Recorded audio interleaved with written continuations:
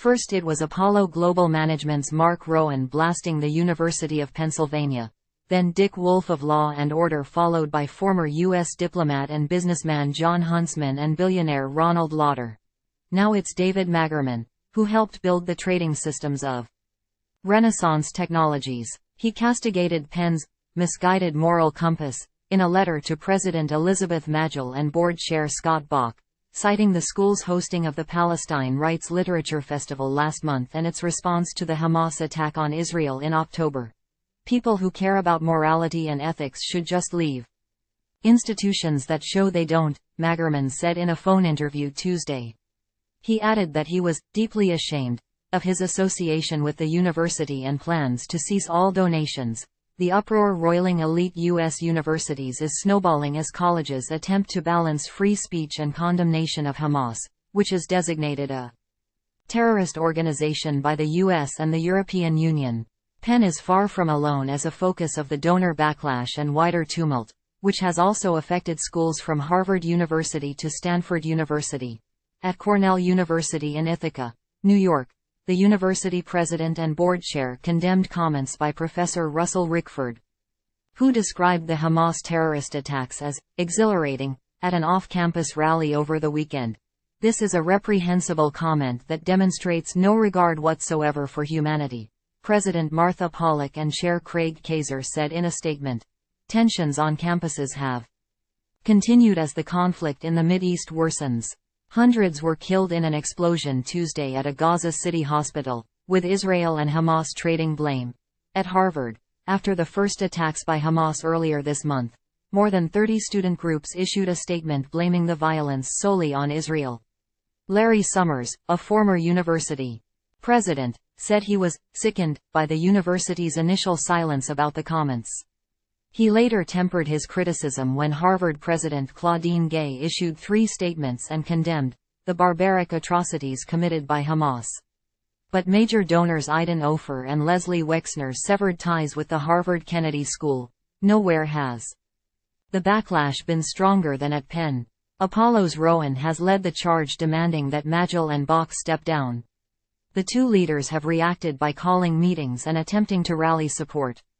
Bok, chairman and chief executive officer of investment bank Greenhill & Company, said in a statement Monday that more than 50 current and emeritus trustees supported Penn's leaders after gathering for 2 virtual conversations.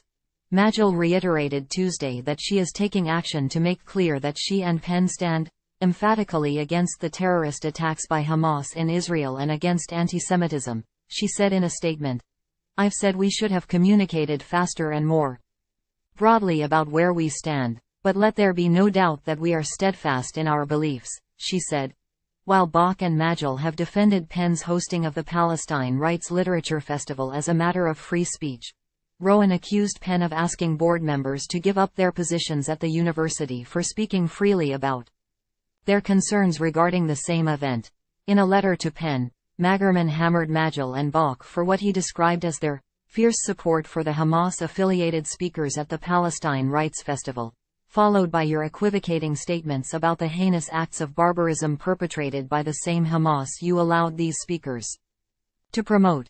He referred to Rowan's call for their dismissal but said such an outcome would be wholly inadequate. "You have shown me who you are," he said, drawing a contrast with reactions from President Joe Biden, University of Florida President Ben Sasse and New York Mayor Eric Adams. Magerman worked at Renaissance Technologies for 2 decades, where he designed mathematical and statistical algorithms. He was forced out from the secretive firm after clashing with CEO Robert Mercer and his daughter Rebecca Mercer, who were significant financial backers of former President Donald Trump and right-wing causes. Time equals 400 Ms. greater than Lauder, president of the World Jewish Congress, this week echoed the concerns about Penn and said he was reassessing his support.